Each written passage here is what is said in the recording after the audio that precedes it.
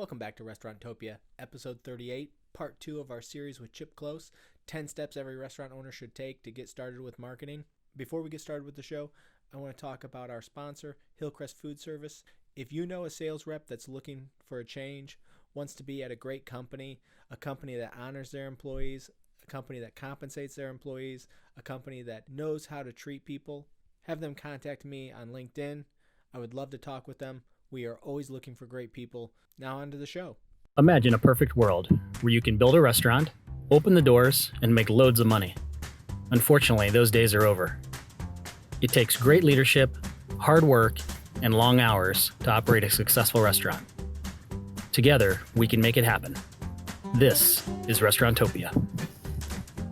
Got a marketing ninja here, Chip Klose. And, so if you go back, please listen to the first 5 in the previous episode. And if you've already listened to that, let's get ripping and rolling. We're here with Anthony Hamilton, Brian Seitz, myself, Dave Ross, and our guest, Chip Klose. Hey, guys. Thanks for having me. Really excited to dive in. Again, this is pretty dynamic stuff. You should see all the notes I'm taking, Chip. It's ridiculous.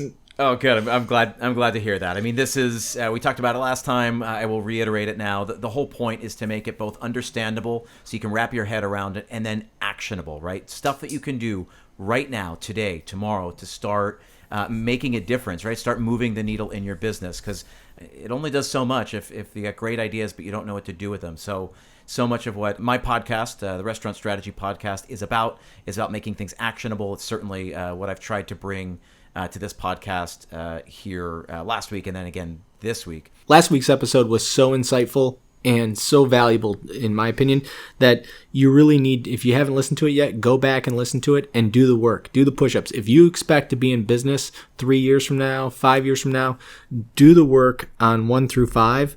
And it'll make everything else that we're going to talk about today so much easier. There's no silver bullet when it comes to, if I just do this Facebook campaign or I do this, this Friendster campaign that I'm going to get all this traffic to my restaurant. You need to do the work today that is going to help you tell your story and know who you are. Yeah, and number 6 here, Chip, I love this because you've got an acronym in here, which I'm very excited about because, shout out to episode 6, Game of Life. But you've got a great acronym in here that I'd love to hear your insight on. Yeah, so again, these the things we're talking about, the 10 steps every restaurant owner should take to get started with marketing. Last week, we talked about the first 5. They are the 5 that you're not going to want to do. That's what we said last week, and I mean it. No, it's true. I agree. I've done this long enough. I've been in the industry for 20 years now. I know it. I see it firsthand. But without the first 5, these last 5, number 6 through 10, it won't make a difference. So just to quickly recap, the first 5 we talked about was that the first one was to change your mindset from selling to serving, right? Love it. Number 2 was about identifying your audience. Figure out who you're here to serve. What problem are you solving? You figure out a problem that needs solving, and then you come up with a creative solution to that problem. That's what all business is, not just restaurants. Every product, service, everything in the history of time is about solving problems. Number 3, you figure out who your competitors are, right? You figure out who's trying to solve the same problem you are, who's serving the same audience you are. And then that leads you to differentiation, which is number 4. You got to figure out how to set yourself apart from those competitors. If you're all going for the same dollars, if you're all going for the same audience, you better know how you're different, because eventually you're going to want to communicate to people through your various marketing channels why they should choose you as opposed to someone else. It's not because you're better, and we'll get to that. There's something called the better trap, but you're different, right? That we serve this, we do that. We're the only place you can find this. That's what differentiation is all about. Number 5, then, the last thing we talked about on the last week's episode is how to pull all of that into line to tell one cohesive story. Make sure everything is aligned to tell that story so that your prospective audience, right, your potential customer knows who you are, what you do, and that they know that you are for them, that you are solving their problem. That's why you have to do all that foundational stuff to then do all of the other things. So I guess we'll dive into number 6. You were just talking about the acronym. It's something called a SMART objective, a SMART plan. This was coined by Peter Drucker back in the 1950s. So Peter Drucker was a best-selling author. He wrote something like 30 books over the course of his life. He was a management consultant and kind of this like management guru. And he came up with this thing called SMART objectives. SMART is an acronym that stands for specific, measurable, attainable, relevant, and time-based. So when we take all the work we did and now we move forward, we're going to identify specific areas in our business and come up with specific solutions to those areas, right? So it's not good enough to say, well, we need more covers. Like, okay, but how many more covers and on what nights and on and on and on, right? So as a restaurant owner, I would want to identify the different areas that we need to focus on and then turning those different things into SMART goals, right? Like we want to attract new diners. Okay, how can we make that specific, measurable, attainable, relevant, and time-based, right? So figure out how we're going to attract or build repeat business. Come up with specific, measurable, attainable, relevant, time-based ways to do that and measure that and to track if it's working. Same thing, on and on and on. Private dining, off-peak nights, holidays, takeout, catering, staffing, on and on and on. You've got to make it measurable, trackable, so that you can then figure out if what you're doing is working. I love Peter Drucker. I mean, I don't know if there's when you said that, Brian and I both looked at each other. Yeah, it's big fan. What gets measured gets managed. If I ever got a tattoo, Anthony has an awesome tattoo, which we're way lamer. Yeah. But if I ever, well, it's the obligatory chef tattoo. There's nothing I can do about it. It's like when you're in a club, you got to get the tattoo. That's true. That's true. Yeah. But if I ever got a tattoo, it's what gets measured gets managed. Can we put Anthony's tattoo in the show notes? Oh, sure. Can I take a picture of that? Yeah, of course. All right. Can we go get you a tattoo after this? No. I'm going to go my whole life without getting a tattoo. Right across the chest. What would it say? No, okay. that's. Oh, you need a bald eagle first of all. Yeah, no, underneath that. But I'm a big fan of Peter Drucker. Love his work. I think it definitely translates so well to the restaurant industry. Yeah, and it's something that big corporations have been using for literally 50, 60, 70 years, and small businesses, not just restaurants, but small businesses haven't adopted. And again, I think it goes back to this this issue of you spend so much time working in your business that it's easy to forget to work on your business. But it's just not enough to say, well, we need more covers. I'll give an example, right? I get a restaurant owner who says, well, we need more covers. I'm like, okay, well, what do you mean? Because you seem pretty busy. And after a little bit of digging, it turns out that, no, they really just need help on Mondays and Tuesdays. Those are the days specifically that are not profitable, that they're operating at a loss. Okay, so that's a problem that we need to solve. So the specific problem is we need to make Mondays and Tuesdays profitable. So then we figure out, right, we get specific. We figure out how many covers are they doing now, about how much revenue are they generating, and what's our break-even point, and then how to make it profitable. Well, then we know how to, once we've made it specific, well, then we can make it measurable. So I gave this example on my show a couple of, like a month back. There's a restaurant I was working with, and I had this exact same conversation. And it turns out they were doing maybe 25 or 30 covers on a Monday night, which sounds dismal, except that here in New York City, restaurants, in order to do indoor dining, have to operate at a 25% capacity. So an 80-seat restaurant, all they can really seat is about 20 people. And so if you get a turn and a half, if you get a full turn, you're lucky. If you get a turn and a half, it's a dream. So on Thursdays, Fridays, Saturdays, they are getting multiple turns. So they're doing, 60 covers, 70, 80 covers. So those nights are okay. But he said he had problems with Monday and Tuesday nights. So we got specific. We said, okay, 25 covers at X number of dollars a head equals this much revenue. And we really need to be at this other revenue point. So then we figured out what that other revenue point was. That made it attainable. We didn't want to go from 25 to 200 covers. We said, well, let's go from 25 to 50 covers, right? We make sure you're measuring the things that are relevant, right? This is that one of the last letters in this acronym. Make sure you're measuring the things that matter. In that same episode, I was talking about how this restaurant owner had originally come to me saying that they wanted to increase their Instagram followers. I said, well, that's nice, but that doesn't pay your bills. How do you pay out your staff in followers? You Can't take followers to the bank, as Dave Ross says. Yeah, exactly. You're Yeah, going it's to call tough your to pay the vendors. mortgage. It's tough to pay the mortgage in vanity metrics. Yeah, you're gonna call your vendors and say, yeah, listen, I can't afford the steaks this week, but I can offer you 20 Instagram followers. And I liked your post. Exactly. And I will like all your posts. And I'll get my wife to follow your page too. No, you can't. You have to make sure that what you're measuring is specific, and that you can measure it. By being specific, you can then tell whether you've hit it or not, and how close you came to hitting it, or by how far did you exceed your goal, right? Making it attainable makes it something that you can, once you hit your goal, you can always set another goal beyond that, but by making it attainable gives you something to reach for, so it's not so far out of reach that you feel like it's hopeless. Relevant, you want to make sure you're tracking the things that are actually make a difference, and time-based by putting an end date on it. We say, okay, we're going to measure this over the course of December, or we're going to spend first quarter we want to up check average by $5 ahead. Okay, we're going to, so we've made it specific. We've set a dollar amount. That makes it measurable automatically.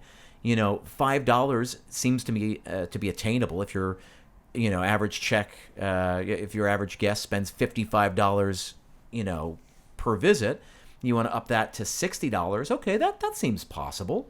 Is it relevant? Oh yeah, that's going to help. That's going to help affect your bottom line. And then you say we're going to measure that over the course of the first quarter of 2021, and at the end of that quarter, we're then going to look back and see. We're going to measure and see how we did. We're going to see whether we hit it or not. I think if more restaurateurs would take these simple steps, they would feel less overwhelmed by the whole process and be able to attack it quicker.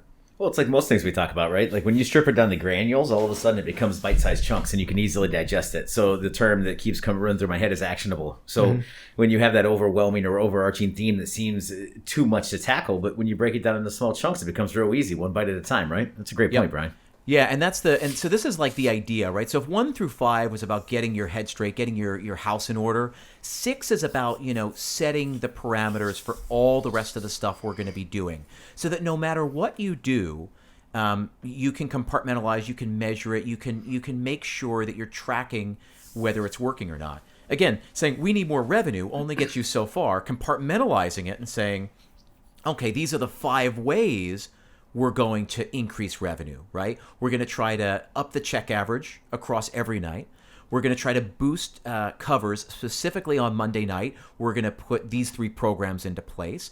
We're going to try to increase private dining revenue by 10% or whatever, right? You're starting to come up with small, actionable things. You're compartmentalizing. So rather than saying, we need to make more money, which is a big, vague, overwhelming goal, you're now start breaking it down and so you can deal with it. You can also start delegating. You can say, okay, you're going to own this piece of it, right? You're, this team member, your job is to figure out how to increase check average. And this person, you are going to try and figure out how to increase private dining sales. And this person, I want you to figure out how to increase our online ordering. And this person, right? And so all of those things add up to the overarching goal. But by compartmentalizing it and making it actionable, then the other piece of it is that you're bringing more people into it. You're broadening your community. You're making, you're giving them ownership and you're making them feel part of it. But it's just, it makes it palatable. You can wrap your head around small little things like that. Right. Yeah, and I love the aspect of, like you said, compartmentalizing, but then also the delegation of that. That's a struggle for a lot of restaurant owners, especially when they're the founders. I mean, they're out there shoveling snow today. In their own parking lot, No so doubt. for them to think like, well, I'm going to delegate, whatever the part of the marketing, plan is going to be like. That can be a tough thing for some people. But I love the thoughts of that, and I think it's something that we definitely, that's a challenge I put out there to the restaurant operators listening. These SMART goals also give the employee some parameters and the employer some parameters. So again, you're not telling, when you can delegate, when you're delegating, you can just give a small little piece, right? And the baseline, what the check average was. It was $55 before, and you're trying to get to $60. and they're going to come back with a plan. They're going to say, okay, here's my plan. I want to raise all entrees $1, and I'm going to work with the servers to give them specific tactics to increase second beverage sales, and we're going to run a special drink every Friday and Saturday night that's going to be $2 more than all the rest of the specialty cocktails. So again, when you charge somebody with that, they're going to come back with an actionable plan. They're going to say, here's my plan for achieving what you asked me to do. These are the 5 things. And then the owner can say, I like these 4, but not this 5th one. Or I like these 4, but I want to make this 5th one into this. And let's see if we can also have the kitchen create a special that's going to be $3 more than the rest of the entrees. Because I think we can, actually achieve this, by bringing more people to the table. But you see how that works. It invites a give and take. It does. And if you go through 1 through 5 yourself or with your team and you do that exercise, they're going to be able to execute this so much easier and within your vision. Absolutely. And vision is a big part of it, right? Like if you don't know what you're all about, how can you expect anyone else to know what you're all about? The number of people that a business owner comes in contact with is a fraction of what the rest of your staff comes in contact with. Think about how many touch points, a server, a busser, a host, a reservationist, a manager, right? They're all touching your tables. They are the ones you're trusting. There's that word again, trust, right? You're trusting them to execute your vision. If you don't have a vision, if you don't know who you are, who you're for, why you exist, and what makes you special, how can you expect anyone else to communicate that?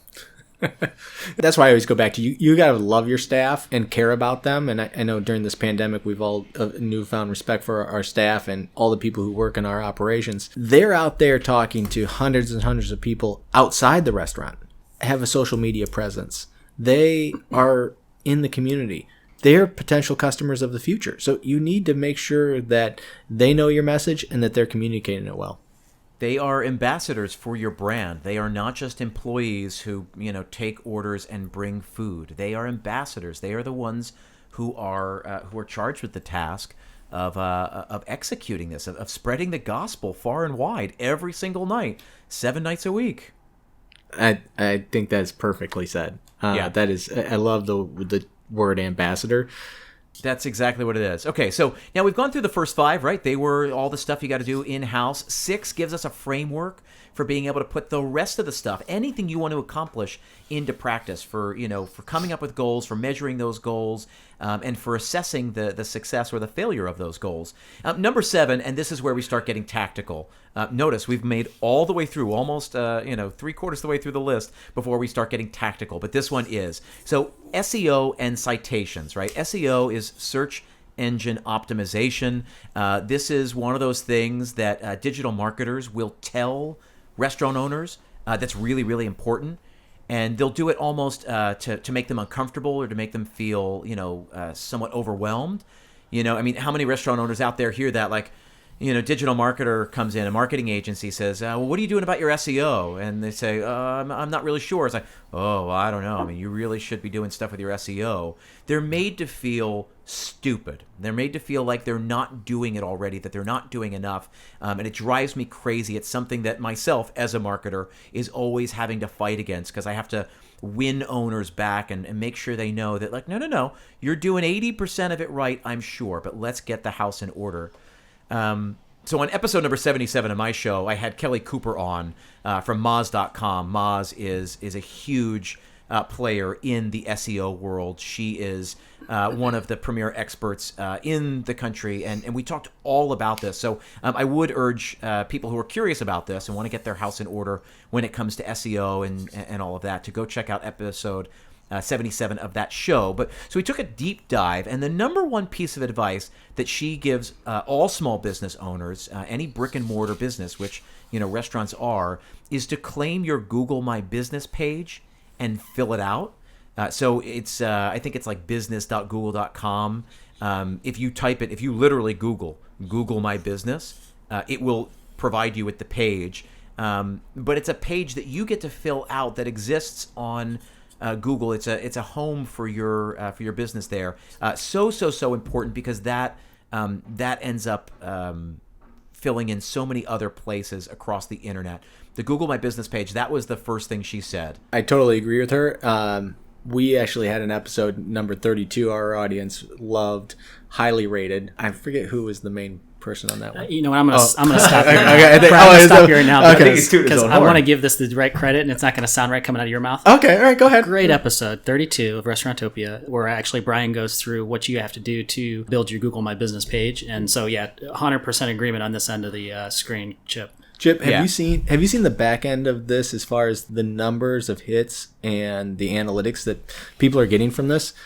From the Google My Business? Yeah, it's amazing. Yeah, it is. It's staggering. Like, I just didn't know. It populates so many other things across the internet. The Google My Business page is, and I was aware of it. Like, I did that as common practice. But in the conversation with Kelly, I then got to a much better understanding of like the why we have to do it. Like, so for the people who just want to know what to do, go do that. For the people who want to know why you do it, the data out there is unbelievable. It really, really does help you. That was her number one thing. And the second piece to that, she talked about citations. So citations have to do with your NAP information. NAP, N-A-P, another acronym, stands for name, address, and phone number. You want to make sure that that matches across the entire internet. So your website, your social media pages, Google, Yelp, TripAdvisor, Foursquare, on and on and on. Just making sure that those match across the internet, you'll do yourself a big favor. The other piece to that is making sure your hours match. And this was a really big problem during the pandemic, that people did lose some of their SEO standings, some of their rankings, because things no longer matched. And it made sense, right? Everybody was just trying to, keep the wheels on the bus. But when they no longer match, when your website is updated, but your social media isn't, and Yelp isn't, and your Google My Business page isn't, it wreaks havoc. Just making sure you have a Google My Business page, that your name, address, and phone number are there and match across all of your digital assets, that's going to make a huge difference in your SEO and your ranking moving forward. And think about the friction you're causing with your customer if all of a sudden you decide, or is decided for you, that maybe if it's decided for you, the customer knows, but in Ohio, we still are allowed to remain open for indoor dining, fortunately. All of a sudden you decide you're going to close the dining room and just do carry out for whatever reason, but the customer doesn't know that because it's not updated. Oh my goodness. Like, they show up thinking they're going to sit down and you're closed. Like, that's horrible. So make sure that is accurate. Yeah, please. That's crazy. It's Absolutely. True. So that is number 7, but it's super important. That will take you like an hour or two of work. It's busy work. It's boring. I can't tell you how important it is. Number 8, and make no mistake, even though this is number 8 on the list, I think this is a restaurant's number 1 asset, and I want to talk about email marketing. Email marketing strategy is the number 1 way to keep in touch with your guests. If you don't have a strategy in place, that's what I want to talk about right now. The easy 3 steps, again, keeping it actionable. Number 1, start an account. It doesn't matter what service provider you use. I use MailChimp. I like to recommend MailChimp because of its ease of use, because of the cost. I think it's free for the first 2,000 email addresses, for the first 2,000 people you have on your list. There are others out there. There is ConvertKit, there's Constant Contact, there's Klaviyo. There are hundreds of options out there. Just start an account. So that's the first step, start an account. Number 2, start building your list. I did an episode on this. I think it was number 51, where I shared 11 different ways to gather email addresses from your customers. It's so important to get a list, to start building a list, and then the third part is to start sending emails to that list. And there's a lot we can talk about with this, but this is the easiest way to keep in touch with your people, not social media. Social media is not a reliable way to keep in touch with the people who love you and are invested in your success. And email marketing strategy is what you need. So starting an account, gathering the list, and starting to send emails to that list. Yeah, and I listened to episode 55 of or 51, I should say, of Restaurant Strategy, and we should put that in the show notes, the link to that episode. But it was amazing, like some of the things you don't even think about in order to capture emails. But also, to your point of social media not being reliable, like, yeah, there's no algorithm in email that unless you've got a bad domain that's going to a junk mailbox, there's no algorithm that blocks you from people seeing your email. So, social media has that. And if people give you their email address, they've told you, I like you, I like what you do, and I want to hear more about what you do in the future. That's what you want. I mean, this thing was coined, Seth Godin, who I talk about a lot. He's been very formative to me, his books, his writing, his podcast. But he wrote a book back in 1999 called Permission Marketing, and he coined the term, long before email was a part of our everyday lives. But when people give you permission to market to them, that's the holy grail. Because otherwise, the opposite of permission marketing is something called interruption marketing. And of course, interruption marketing is everything else we do, right? You're watching TV. After a while, they stop and they show you some ads. They're interrupting what you want to be doing. You want to be watching a show. You want to be watching the game. And they're interrupting you to show you something that they want you to see. That's interruption marketing. Same thing, you flip through a magazine or a newspaper or, a banner ad on a website, or a sponsored ad comes up in Facebook. You don't want to see the sponsored ad. You just want to see what your friends and family are up to. Yeah, or a billboard. Like when I'm driving, like I don't want to see a billboard. I want to read my email. So most of the marketing out there, up until about the late 90s, was interruption marketing. And permission marketing is the opposite. Somebody says, yeah, I like this. I want to know more about it.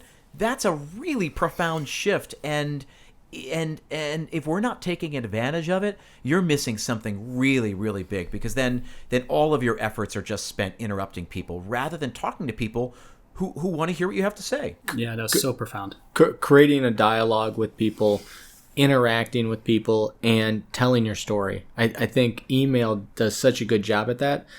Again, you still got to go through 1 through 5. Make sure that is consistent and the message is coming across, not just spamming people with Wind Down Wednesday, but to make sure that you're doing it correctly, that you're telling your story. Here's where all of these 10 start overlapping and start helping each other. Because in order to talk about number 8, email marketing strategy, we got to go back up to number 1, and I'm going to remind you that you've shifted your mindset from selling to serving. So the email list does not give you the authority to sell to people every 3 days. In fact, a great email marketing strategy is anchored by value. And so really think about it this way. We want people on our list so we can sell to them. But why would someone else want to be on that list? Do they want to be on the list so that they can give us money? No. They want to be on that list because they want to hear about fun events coming up, or wine dinners, or some kind of taco special, or how do I make my own guacamole at home, like fail proof, or how do we, right? Like, so really it comes down to value. How can you provide value for the people on your list? Give them stuff that they want to know. And I built out email strategies for a bunch of different brands, and it can take a bunch of different forms, as long as you think about giving value. It's not saying you can't sell to them. You can, and you will be selling to them from time to time. But it can't be sell, sell, sell, sell, sell. Gary Vaynerchuk has that book, Jab, Jab, Jab, Right Hook. And it's a theory, it's a principle, right? That jab, jab, jab, right? A boxer doesn't come out of the corner and just start swinging, uppercuts. They jab, they jab, they jab. They're wearing them down so that they can land the big punch, the big cross. And it's the same thing in marketing, except instead of jab, jab, jab, say give, give, give. Yeah. Instead of right hook, it's not sell, it's ask, right? So give, give, give, ask. Yeah. And if you can do that across all of your marketing, it's going to make a real big shift, and it's going to change the relationship. You guys just said a second ago. It's about engaging with the customers, engaging with your audience, but building a relationship. Again, trust, intimacy, engagement, relationship. If you can do all those things, then you're not selling anymore. You're providing. You're giving them something. I encourage our listeners to be a student of the game. Now is the time. Email is not going away. Sign up for 10 different restaurant newsletters, see what other people are doing, see what you like or dislike as a consumer, and then also go to Chip's website, restaurantstrategypodcast.com, look at his material. Check it out. You have to learn this stuff because it is not going anywhere, people. This is the future. Yeah, it's such a good thing you just pointed out. Now we're getting into advanced tactics. That's absolutely what you should do as a restaurant owner, as a marketer, right? And P.S., we're all marketers, whether we want to be or not. Go in and sign up for 10, 20 email lists. And listen, sign up for your competitors so you can see what they're doing and how they're talking to their people, but also look at other markets, look at other cities, look at what other brands are doing. Sign up for the big chains just to see how they're communicating, what they're doing. You're going to learn something. Sign up for other industries, right? So I do a lot of work in the service industry. Most of that is in hospitality, restaurants, bars, hotels, helping chefs, with their personal brand. But then I also do work in fitness. And let me tell you, the ideas that I've gotten from the fitness email lists that I'm on, and how I've been able to apply them to the restaurant industry, man, it's all just free information. And if they present a good idea, use the idea somewhere. Steal, steal, steal. We call it patterning. Yeah. Plagiarism's a dirty word. Yeah. So we switched over to patterning. Yeah. Listen, there's very little that I talk about that's an original idea. There are some original ideas I've come up with.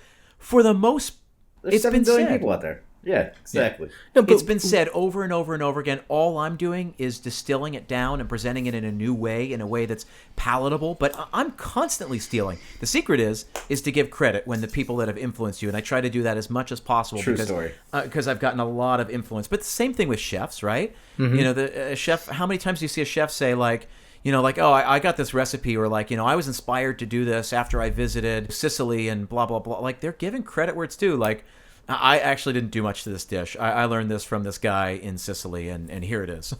they did the key thing. They took action.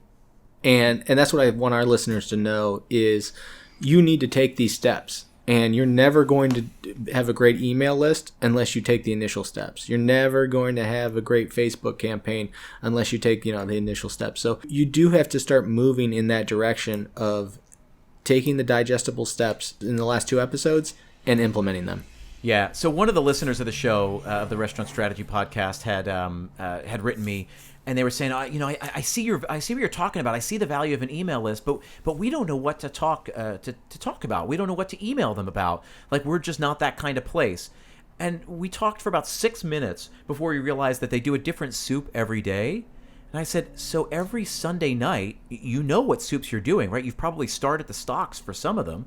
Yeah, you didn't just guess at this, like, oh, it's Friday morning, what are we going to do? Yeah, I mean, exactly. You're not, soups take hours and hours and hours. You've got to have a little bit of forethought. You've got to already be ordering the stuff and all that. I said, every Sunday, just say, hey, we hope to see many of you guys here today. We just wanted to let you know what the soups were this week.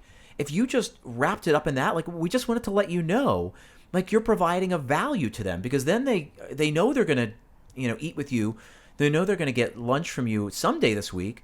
But maybe now you've helped them decide which day. Or maybe they usually come to you once a week, but they see a soup on Tuesday that they love and a soup on Friday that they love. And so maybe now they're going to turn it into 2 days. And all you did was just saying, we're really excited about the soups we have this week. Like, here you go, plan your week. This is what we've got. It's providing value. And on the backside, you're going to generate more revenue. Easily done. We're not asking you to, invent the internet here. We're asking you to basically cut and paste your menu into a visually appealing email. That's it. Which, if you use MailChimp or you use any of these programs, they have templates. You don't have to work that hard. It's very easy. That's right. There's a template out there. Like, it's Sure so is. easy. Sure I'm is. a lawyer, and I'm able to make a social media post because of different Adobe programs. I got an F in every art class I ever took. That's it. It's not hard. Start the list, start gathering emails, and then keep in touch with them regularly. Whatever regular means to you, once a week, twice a week, 3 times a week, but think in terms of value. That's number 8. That's email marketing, I think, is a restaurant's number 1 asset, and that became blisteringly obvious over the course of the pandemic when we all got shut back into our homes. We weren't traveling to work. You weren't faced with the, there was no way to reach people if they didn't walk in, unless you had a a robust email list and an engaged audience.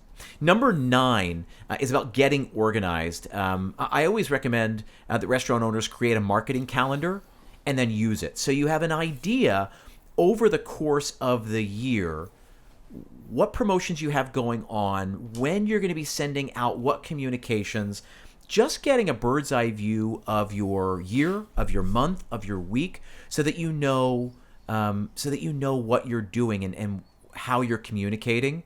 So again, it's one thing to know who you are, and then you start figuring out how you communicate, but then just the logistics of it. Again, this is really tactical, figuring out what you're saying to them, when you're saying it to them, what channels you're using. Specifically, what are you putting on the website? What emails are you sending? What are you putting on social media? What sort of collateral exists in your restaurant? Meaning like a brochure, a card, a postcard, a sign in your place. Literally, what are you doing? When are you going to run the promotion, and how are you going to promote that? Coming up with a calendar so that you can lay it all out. I've got this available on my website. If you go to restaurantstrategypodcast.com and you go and you fill out, sign up for my email list, that's the freebie you get. I send everybody the template that I use. I've been using it for 10 years. It's absolutely free. It's built in Excel, and it's endlessly modifiable. You can make it your own. I've found it's a really, really valuable tool to get started, to get organized. That's amazing. I've downloaded that, Chip, and it is great. Sent it to several of my friends on restaurantstrategypodcast.com, and it's a great tool. So here's the other thing, right? We always talk about these big chains, right? And we know that what independent owners and operators can provide is far superior to what the chains provide. We know that. This is not a secret. And yet they continue to succeed and thrive, and a big part of it is organization. Let me tell you, all of those big brands, everyone you want to name, knew what their entire year ahead was back in October, including pandemic planning. They knew what promotions they were going to run, when. Yeah. They started looking at assets, communication. They started lining up food shoots and video shoots and all, because they've got to get on people's calendars. So as of October, they knew their entire year. I am not suggesting we do that, but I think we can at least start down that road. We can at least, I always say this, it's a good thing to do that first week or two of January, right? So right now we're usually crushed, right? December is the time we're all running around crazy, bonkers, bananas. But then in January, it all slows down and we got some time on our hands. That's a good time to start laying out the year ahead. Getting organized and figuring out what you're going to do, when you're going to do it, and how you're going to do it. And I think this isn't good to great, but momentum, local independent operators lose, and it's because they're not planning out. So if you do this calendar, you will have the momentum to move forward. And it's just like when I'm running slow every morning, I work out every morning at 6:15, and I look down and I'm at a half mile or a mile, and it's like, if I stop now, I'm not going to get to 2 miles. But either being slow and old, I'm going to get to 2 miles by having that momentum and just keep moving and keep moving forward. But stopping is the enemy. So you like a shark through water, you got to keep moving. Having these things planned out will allow you to keep moving and not get distracted because the line cook called off or this person no call no show. So keep moving, and I encourage you all to download this resource from Chip's website because it is valuable, it is useful, and something you can do today. So that's a great point, Brian. And I think a lot of times what happens is we make a lot of changes and we don't take that. If you remember, we talked about the PALs, like the two-step process to making a change. Mm-hmm. To take a full step in the right direction, you got to use both feet. Mm-hmm. And so often what happens is we lead with our front foot, but then we leave our back foot planted where it was. Yep. And at the first sign of adversity, difficulty, or anything else, we take that front foot and we put it right back to where the back foot was, and we're back to where we started because that's our safe spot, right? And so often we're not willing to take that plunge. And I love that momentum analogy because I think it's right on par with that exact same thing. Momentum is something really important to keep in mind. And let me give you an example of. So I was working with a restaurant last year, and we had built this plan over the course of many years. But last year, it kind of all came to fruition, and it was so great that we did. December is the time when we get the most people, right? We have very high utilization, very few empty tables. We get a ton of people in. But then January and February we die, and so we started planning out. We did these brunches. We did Sunday brunches every Sunday between Thanksgiving and Christmas, and we usually are not open for brunches at this one restaurant. And so we decided to do it, and I said, we have to be able to succeed on a couple different levels. On the one side, we got to generate revenue, right? Gather ye rosebuds while you may. Make as much money as you can in December. Great. That's one goal. But then the other goal is that we have a captive audience. And so we built like a bounce back offer for January, right? Like come in and get 2 glasses of champagne or get 20% off or something. So by planning it out, right? It's no secret. We knew we were going to be slow in January and February. And we knew we were going to get a whole new audience, about 200 to 300 covers every Sunday in December. Well, we don't want to blanket out to the thousands of covers, to give them 20% off every, But to that targeted audience, a lot of time are going to be first-time diners because we don't typically do brunch. We're going to see a different kind of audience, or we're going to see an audience in a new light. So we started doing this bounce back offer. It was like a no-brainer, and we had a bunch of them come back and turn them in January and February. And again, we could track it. We could see. We numbered the cards. They had to bring the card back. Like, hey, I'm here to get my 20% off. Like we had them all tagged and numbered, so we knew exactly what what our return rate was. By planning it out, we could do that a little bit. We also did this caviar promotion. Last year. We ran it over the course of February, and we did it so that we could run the promotion. It was this like 5-course caviar dinner. It was like $250 a head, so it was much more expensive than the rest of the menu. That sounds delicious. It was great. It was 5 different courses. Each course utilized a different kind of caviar. We partnered with a caviar purveyor. So we got some promotional consideration there because we were only using that. I mean, again, we were very smart in all the different avenues that we could make money. We partnered with. We had a liquor sponsor. We had a beverage sponsor. So for both vodka, chilled vodka that would be served with certain courses, and then champagne, because champagne's a natural pairing with caviar. We got promotional consideration from those places. They just gave us a discount because we were going to be moving so much product, right? And then we ran that promotion for the first 2 weeks of February, including over Valentine's Day. And so Valentine's Day, our normal price per head was $125. But we offered people the option of $125 or $250, and I'll say 30% of our people came in and spent $250. It was a no-brainer. So we know every year we do 300 covers times $125. That's how much we make.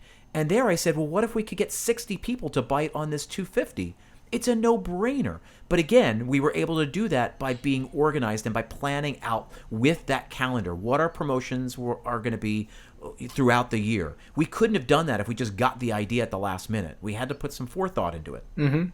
And you got those vendors to participate. What does it look like for them? These are great tips that people can implement. And again, whether it's caviar or some other protein that you think can really get people excited, those are the types of things that you need to do today and plan them out for the future. Guess what?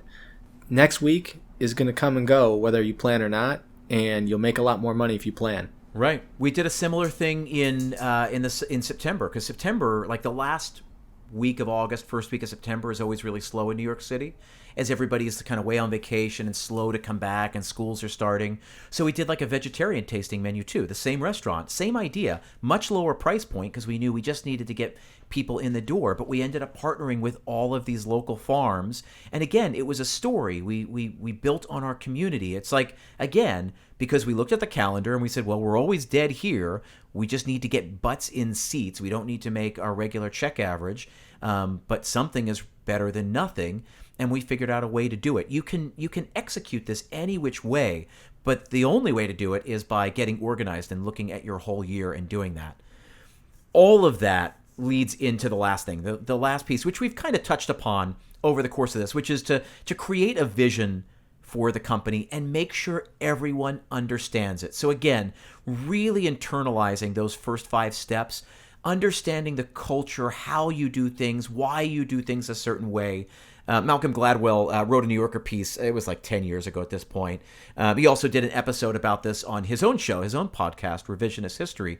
But he said he was drawing the comparison between basketball and soccer, and he said, basketball is a superstar game. You can anchor your team with one or two great players and win a title, right? It's because with so few players on the court, right? Just each team's got 5 players. The star gets a lot more touches of the ball over the course of the game. Thus, they can have a bigger impact on the outcome of the game, right? So compare that to a game like soccer, much bigger field, more than twice as many players, right? The team actually is only about as good as the worst player. And there's data to back this up. The same thing is true with restaurants. Restaurants, at least the way that we know them now, are more like soccer than they are to basketball. You're only as good as your worst employee. And if that doesn't scare you, I don't know what else to tell you to get you to start doing some of this stuff. Break that down. Think about the bartender with the bad attitude. Think about the server. The attitude is just shit. Think about that. Like, they're bringing your whole operation down to that level. Yeah, no question. And I think, I think it might have been episode 4, culture, higher training and managing for culture, in episode 4, an early episode, but, we talked a lot about that. And in subsequent episodes, and Chip, you talk about it a lot as well on your podcast. But yeah, that's absolutely right. And like you said, if that doesn't scare you, it should. It should. It should. And, so you got to figure out what your product is, what problem you're solving, whose problem you're solving. Right? You've got to then be able to communicate that to everyone who comes in. You've got to be able to train for that. You've got to, because you're asking the staff, we talked about ambassadors, you're asking them to be ambassadors for you and for your brand. And they are going to come in contact with many more people than you ever will. So it doesn't matter, what sort of hopes and dreams you have for your business or how much work you're doing on the backside. If your staff can't execute that and exude the same kind of hospitality, bring the same kind of service that you expect, then none of it matters. None of the planning matters. Chip, I want to express my gratitude to you on all of these tips that you've given us. I feel like I've taken an MBA class in marketing, and yeah, no doubt. I feel like I want to run through the wall and open up a restaurant in the middle of a pandemic right now. Like I feel like, man, if I just have this, my shitty cooking will transcend. I got you covered, buddy. We'll do it. Here's the beauty of it. I've got my MBA in food marketing, and they don't teach this stuff there. It's textbook. Okay. It's you can go get your fancy degree and you can learn all about positioning and unique selling proposition and, customer lifetime value. And you can learn all about that. But unless you can boil it down and make it so that, actionable, so that you can communicate it both to your staff and to your customers, it's only so valuable, which is why I've really tried to take all this stuff and make it understandable, because small business is the backbone of this country. That's not a cliche. That is true. We all work. Most people work for small businesses, own small businesses. They make they make the world happen, and so there's no reason why they can't be as great as we know that they are. That's awesome. Yeah, no question. So, as we wrap up, Anthony, any parting thoughts? No, I'm still trying to take all this in, quite frankly. This was really amazing, Chip. Thank you so much for joining us. I appreciate it. It's quite the service, and not only to us, but also our listening audience out there. It's all about generosity, and I just think, it's the more we can keep our minds on that moving forward in every aspect of our life, just be a little bit nicer to people, just go the extra mile, just go above and beyond. If we can all just take care of each other a little bit better, I think the world's going to be better. And luckily, we're in hospitality. We get to do that for a living. We just get to make people's lives a little bit better than it was an hour ago. Not such a bad thing. No, thank you, Chip. Your generosity with the resources on your page are great, and we encourage all of our listeners to go there. We want to be generous too. Episode 35, we have the menu matrix that we talked about in detail and in depth. I want you to download that, use that for your operation. And then also, as a special kind of holiday gift to all of our listeners, we have a social media KPI that I'm putting out that is a great resource. It's in combination with our sponsor, Hillcrest Food Service, And this KPI will let you know what actions you're taking that are actually driving top line revenue, and you'll be able to see it with this KPI metric. So it's key performance indicators. I'd love to get Chip's thoughts on it someday. Chip, I will send you a autographed copy. You can Awesome. throw that in the trash when you're done with it. But I've so loved this conversation, and I would love to come back, and we'll talk about whatever you want to talk about. no, That's amazing. Thank you so much, Chip. Really appreciate it. Thank you, guys. All right, brother. Have a great day. This is a high quality pod. Thank you, everybody. Take care. Adios. Thank you for listening to Restaurantopia. The gratitude that we have for each and every one of you spending your precious time to listen to this podcast is immeasurable. Please make sure to tell a friend about this podcast. And also, if you have any feedback for us, visit us on restaurantopia.com and drop us a line. You can also subscribe on your favorite place to listen to podcasts. Thank you and have a great day. I love when my family says stuff like that, like, it's good. I didn't really listen to the whole thing. I was like, that's okay. This podcast is not for you. You shouldn't be listening to this. That's fair. This is I'm not here to answer your prayers. Yeah, I mean, exactly. I mean, that's why, like I don't make any, like we're talking covers, we're talking check average, I'm using lingo to cue everybody, I always say this, also figuring out who you're not for is the best way to figure out who you are for. And I want people to go on and listen and say, I don't understand a lot of these words. That's fine. Yeah. See ya. Yeah. No, it's so true.